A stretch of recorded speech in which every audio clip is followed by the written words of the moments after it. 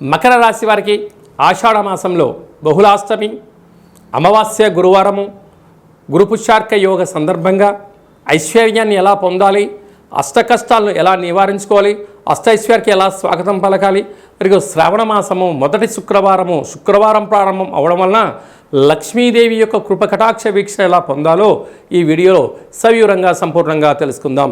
మకర రాశిలో ఏ నక్షత్రాలు వస్తాయనగా ఉత్తరాషాఢ నక్షత్రంలోని 2, 3, 4 పాదాలు, శ్రవణ నక్షత్రంలోని 4 పాదాలు, ధనిష్ఠా నక్షత్రంలోని 1, 2 పాదములు కలిపితే మకర రాశి అవడం జరుగుతుంది.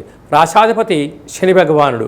వీరికి 2వ స్థానంలో రాహు సంచారం చేయడం వలన వృత్తులలో, ఉద్యోగాలలో, వ్యాపారాలలో అనేక మంది శత్రువులు పొంచి ఉన్నారు. సీజన్గా వచ్చేటువంటి వ్యాధులు పొంచి ఉన్నాయి కనుక అసలు ఇది వర్షాకాలం అవ్వడం వలన గోరువెచ్చని ఆహారము, నిత్యము గోరువెచ్చని నీరు తాగడము, ఉదయము సాయంత్రము పాలల్లో పసుపు వేసుకొని తాగడం వలన రోగ నిరోధక శక్తి పెరిగి సంపూర్ణ రోగాల బారిన పడకుండా ఉండే అవకాశం చాలా అధికంగా ఉంటుంది. దయచేసి అప్పులు ఇవ్వద్దు, అప్పులు తెచ్చుకోవద్దు. అలాగా వీరికి తృతీయంలో శని భగవానుడు ఉండడం వలన తల్లిదండ్రుల మాట, గురువుల మాట సత్ప్రవర్తనగా ఉండగలిగినట్లయితే చాలా మంచి కాలం ఉంటుందని చెప్పి గమనించాలి. పంచమ స్థానంలో శుక్ర భగవానుడు సంచారం చేయడం వలన నూతనంగా వివాహమైన వారికి పుత్రిక సంతాన యుగము, పిల్లల యొక్క చదువులు, పిల్లల అభివృద్ధి, వారికి బంగారు ఆభరణాలు, షేర్లు, స్థిరాస్తులు ఏర్పాటు చేయాలని మీ కోరిక నెరవేరబోతుంది. 6వ స్థానంలో దేవగురు బృహస్పతి సంచారం చేయడం వలన రుణ సమస్య, రోగ సమస్య, అగ్నిభయం, చోరభయం చాలా పొంచి ఉన్నాయి. బ్యాంకు లావాదేవీలు, ఓటీపీలు, ఫేస్బుక్లో, వాట్సాప్లో ఏదైనా షేర్ చేసేటప్పుడు చాలా జాగ్రత్త సుమా అని చెప్పి జ్యోతిర్విజ్ఞానం తెలియచేస్తుంది. 7వ స్థానంలో బుధాదిత్య రాజయోగం కారణం వలన ప్రభుత్వ ఉద్యోగ ప్రయత్నం చేసేవారికి చాలా శుభతరుణం.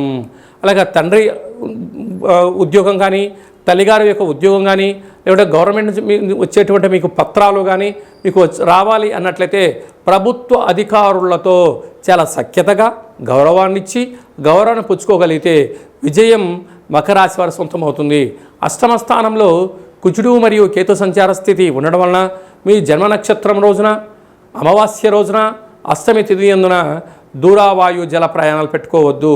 అనేక రకాల ఇబ్బందులు కూడా పొంచి ఉన్నాయి.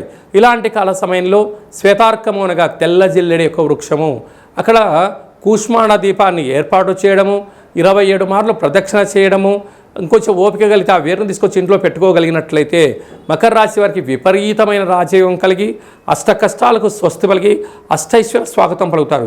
ఎందుకనగా శుక్రవారం పూట శ్రావణ మాసం ప్రారంభం అవుతుంది కనుక లక్ష్మీదేవి అమ్మవారిని స్మరణ, ధ్యానము ఐశ్వర్యాన్ని, ఆనందాన్ని కట్టబెట్టబోతుంది.